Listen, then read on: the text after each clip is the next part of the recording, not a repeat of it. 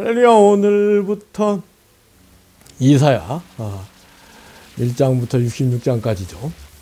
한 10번에 걸쳐서 그 핵심 말씀과 함께 은혜를 나누려 합니다. 이사야 대예언자죠. 선지서 가운데 대선지서, 예레미야, 에스겔과 함께 대선지서인데, 이사야서를 기록한 이사야는 BC 8세기경, BC 700년경 사람으로 남유다 사람인데, 남유다가 바벨론에 의해서 멸망당하기 직전에 풍전등화의 상태에 있었고, 북이스라엘은 이미 아시리아에서 망한 상태, 그런 때 활동하던 그 선지자입니다. 히스기야 왕, 므낫세 왕, 남유다의 히스기야 왕, 므낫세 왕, 이런 때 사람인데, 히스기야는 명군이었달까요? 성군이었죠. 그래서 이사야가 히스기야 왕을 도와서, 또 히스기야 왕이 이사야 말을 듣고 나라가 건강하게, 이렇게 그 남유다는 나름대로 강건한 그런 상태였습니다. 그런데 그 히스기야의 아들 므낫세 왕이 그야말로 암군이라고 하는가요? 군주를, 밝은 군주, 시대를 밝게 한 군주, 명군, 시대를 어둡게 한 군주, 암군, 이렇게 나누던데, 여튼 므낫세가 이 이사야의 강력한 그 경고를 무시하고 오히려 이사야를 핍박하고, 심지어는 톱으로 허리를 잘라서 죽게 했다, 이런 그 얘기들을 여러분 들어보셨을 겁니다. 근데 이사야에 관해서 우리 다 66장 가운데 1장부터 39장까지는 구약적인 메시지, 40장부터 66장까지는 신약적인 메시지. 그래가지고 구약이 39권, 신약이 27권이잖아요. 어떻게 이렇게 딱 구약적인 메시지와 신약적인 메시지가 구약 권수, 신약 권수 대로 이사야 장이 되어 있는지, 다 하나님 뜻이겠죠. 그런데 이 구약적인 메시지 1장부터 39장까지와 또 40장 이하 가운데 또 56장 이하는 또 조금 그 전체적인 흐름이 바뀌고 있다. 그래서 크게는 제1 이사야서 1장부터 39장, 나머지를 제2 이사야서 이렇게 나누는데, 그 제2 이사야서를 또 56장부터 66장까지를 구별해서 제3 이사야서 이렇게 나누기도 합니다. 여하튼 이사야 정말 놀라운 예언자, 대선지자로서 1장부터 66장까지 메시지 가운데 특히 40장 이하의 신약적인 메시지가 우리에게 큰 은혜가 되는 것 같습니다. 제가 이제 1장부터 39장까지 한 자리에 앉아서 이렇게 읽었는데, 역시 구약적인 메시지들은 우리를 조금 답답하게 하면서, 강력한 경고, 구약 전체가 율법을 지키지 않을 때 오는 저주, 이런 경고 메시지가 많습니다. 구약이 기복적이라고 하는데, 특히 신명기 이런 말씀을 보면 하나님 율법을 준행해서 받는 축복에 관한 얘기가 3분의 1, 하나님 율법을 거역해서 저주를 받는 얘기가 3분의 2, 그렇게 돼 있거든요. 강력한 그런 경고의 메시지에도 불구하고 이스라엘 사람들이 율법을 지키지도 않았고 지킨다고 하면서 또 거꾸로 지키고 면서 예수님을 십자가에 못 박아버리고 완전 2000년 동안 디아스포라 나라 없는 민족으로 비극적인 삶을 산 그 얘기가 결국은 구약의 그 얘기다고 하겠습니다. 그런 점에서 반면에 이제 그 신약이 우리에게 있기 때문에 기독교인이 되고 신앙생활하는 건데 이사야서에도 신약적인 메시지가 특히 40장 이하에 있기 때문에 우리 큰 은혜가 되는 성경입니다. 저는 그 구약 성경 가운데 창세기, 출애굽기, 신명기, 여호수아, 사무엘상하, 그 다음에 시편, 잠언, 전도서, 그리고 이사야,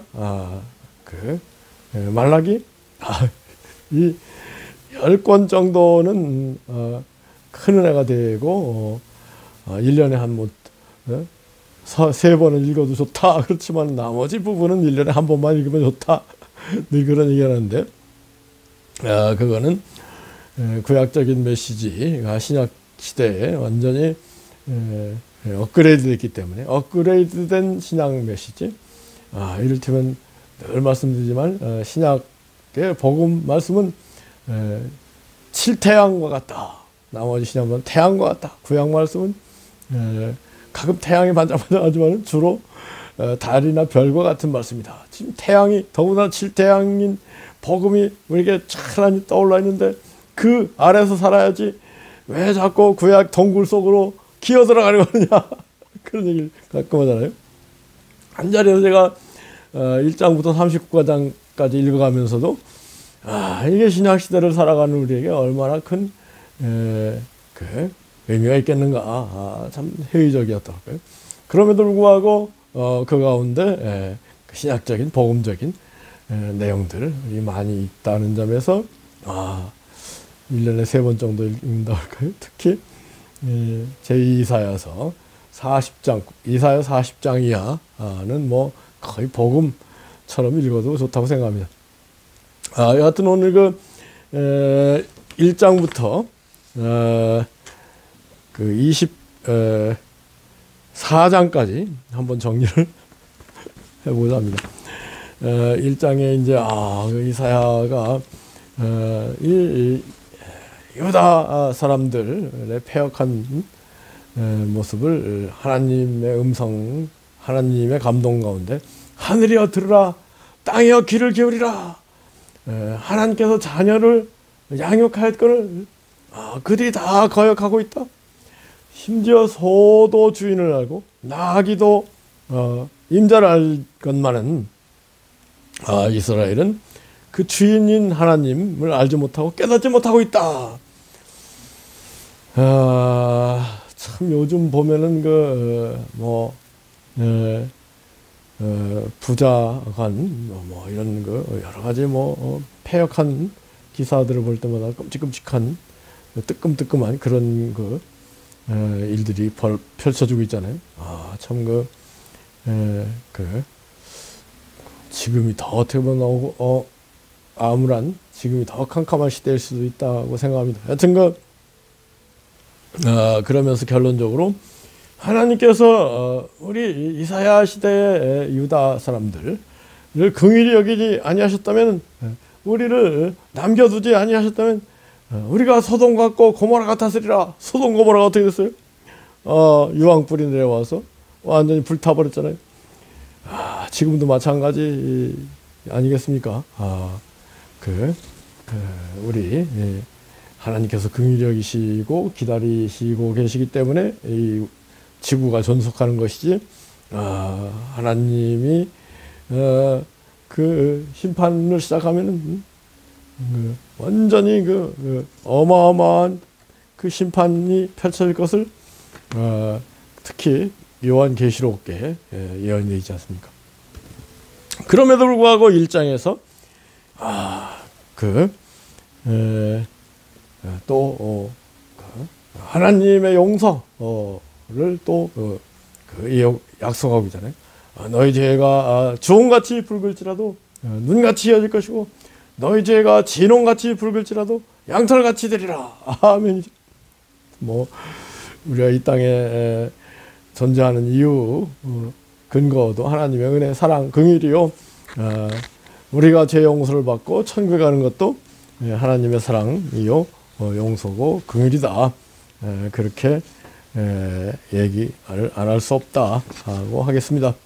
늘 그러므로 우리는 하나님의 긍휼을 바라야 되겠죠. 이사야 1장에 너희가 많이 기도해도 하나님이 듣지 못하는 것은 너희 죄악이 가득하기 때문이다. 그러니 스스로 씻고 깨끗하게 하고 악행을 그치고 선행을 배우도록 하라. 공의를 배워서 학대받는 자를 도와주고 고아와 과부를 환난 중에서 도와주라. 그리고 나서 이제 오라 우리가 서로 변론하자. 너희 죄가 주홍같이 붉을지라도 눈같이 될 것이고 너희 죄가 진홍같이 붉을지라도 양털같이 되리라. 흐름을 보면은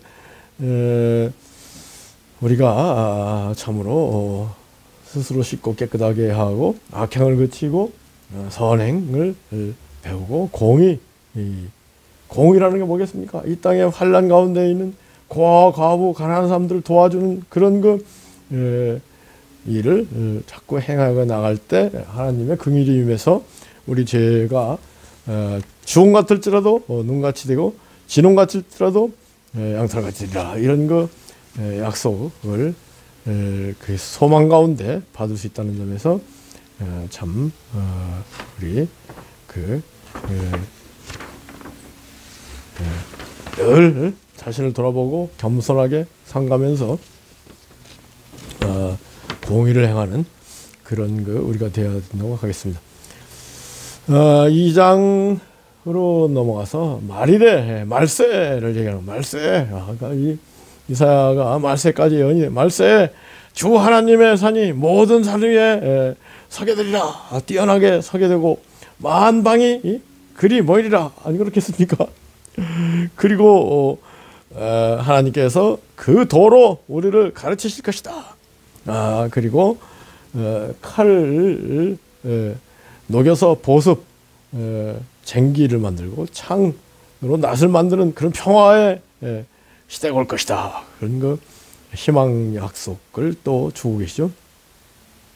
그러나 교만한 자와 자고한 자, 스스로를 높이는 자는 낮아지고 오직 주 하나님이 홀로 높임을 받으시리라. 아멘이죠. 그리고 이제 3장에서는 남유다의 죄를 고발하는 내용, 그리고 멸망에 대한 경고를 하면서도 10절 11절에서 그렇지만 의인은 복을 받고 그 행위의 열매를 먹을 것이고 반대로 악인은 저주를 받고 그 행한 대로 보응을 받으리라.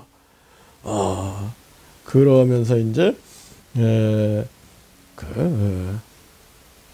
하나님이 이러한 백성들에게 누구를 보낼 것인가 했을 때 이사야가 주여 내가 여기 있나이다 나를 보내소서.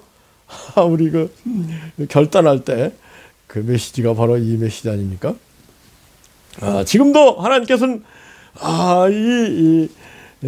지구의 멸망 종말과 인류의 구원 내 메시지를 전할 사람이 누구냐 찾고 계신 거 아니겠습니까? 추수할 것은 많지만 추수할 곡식이 적다. 그렇게 추수할 것은 많지만 추수할 일꾼이 적다. 그러신. 그럴 때 우리가 어떻게 해야 되겠습니까? 주여 내가 여기 있나이다. 나를 보내소서. 아멘이죠.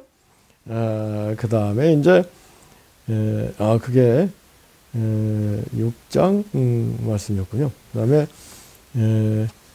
그 3장 3, 4, 5장은 유다의 죄를 고발하는 그런 내용입니다. 6장, 7장.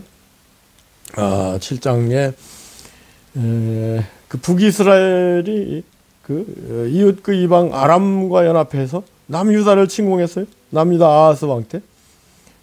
그랬을 때 막 그 대군이 막 그 밀려오니까 유다 사람들이 그 마음이 바람에 살림, 숲이 막 흔들리듯이 그 마음이 막 떨리고 흔들렸다. 참 그럴 때 이제 이 선지자가 일어나고 그래서 그 아람과 이스라엘 동맹군을 물리치는 그런 얘기가 나오는데요. 그러면서 중간에 남유다에 대해서 야 너희들 사람을 괴롭게 하고 또 그것을 작은 일로 여겨서 하나님을 괴롭게 하고 있다. 어떻게 보면 우리가 그 사람을 괴롭게 하는 일이 큰 죄다. 특히 부자들 잘난 사람들 권세 있는 사람들은 약한 사람들 가난한 사람들을 무시하고 괴롭게 하기가 쉬운데 그리고 또 그걸 작은 일로 여기고 싶고요. 그런 하나님을 괴롭게 하는 큰 일이 된다는 그런 경고의 메시지인데 뭐예요?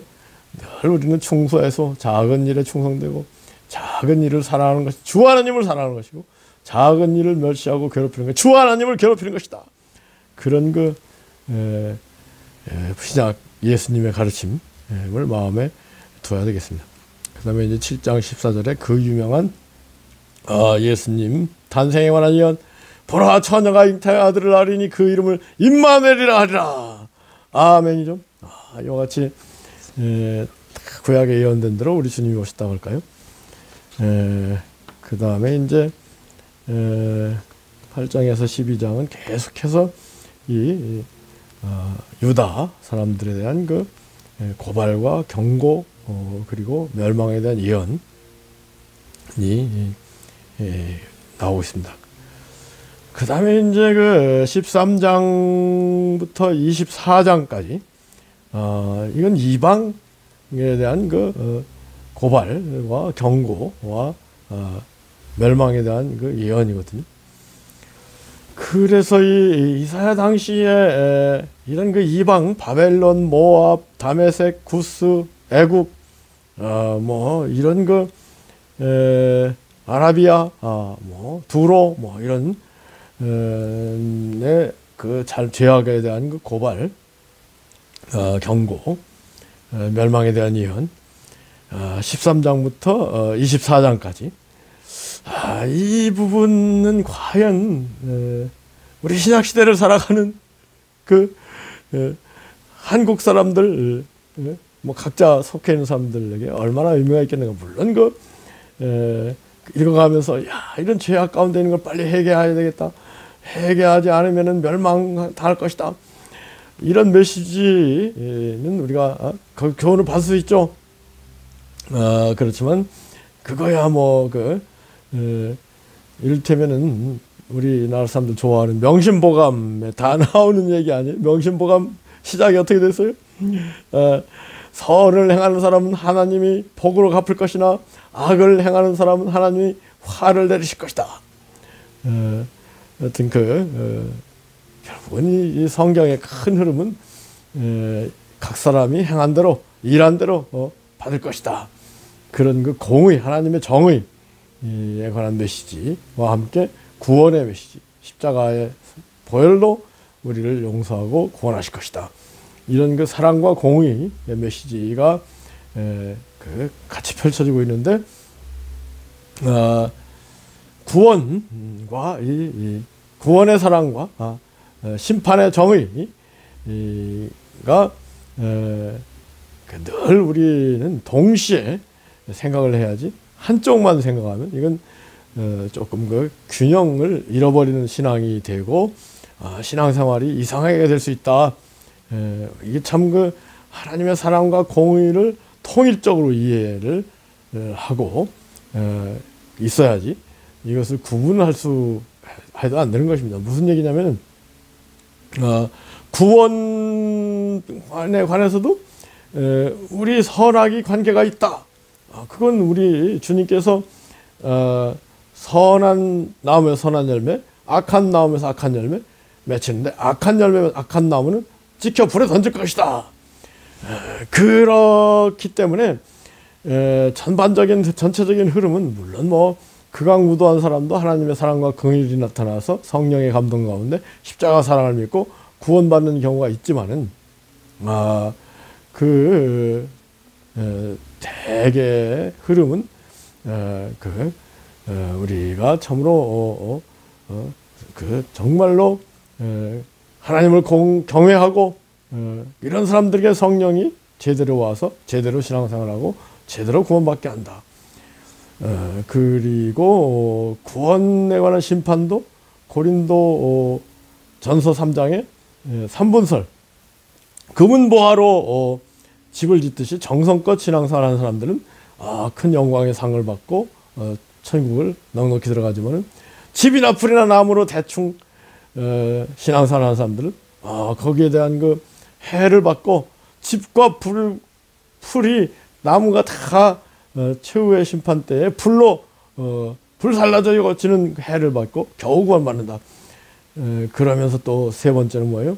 너희가 하나님의 성전인 것과 하나님의 성령이 너희 안에 거느하지 못하느냐. 그래서 하나님의 성전인 너희 몸을 더럽히면 그걸 뭐 자살로 해석하는 경우 자살하기까지 하나님을 경외하지 않는다면 결국은 하나님이 그 영혼을 멸할 것이다. 뭐 이런 고린도전서 3장 3분설적인 심판. 이것도 결국은 공의, 하나님의 공의와 사랑을 함께 생각할 때 이해할 수 있는 그런 내용들이거든요.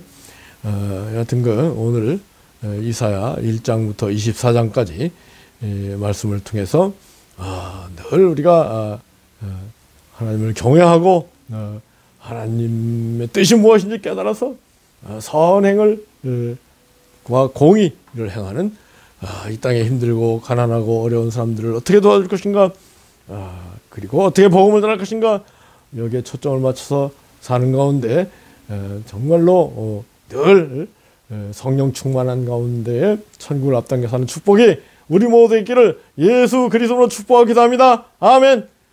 아멘. 아멘. 아멘.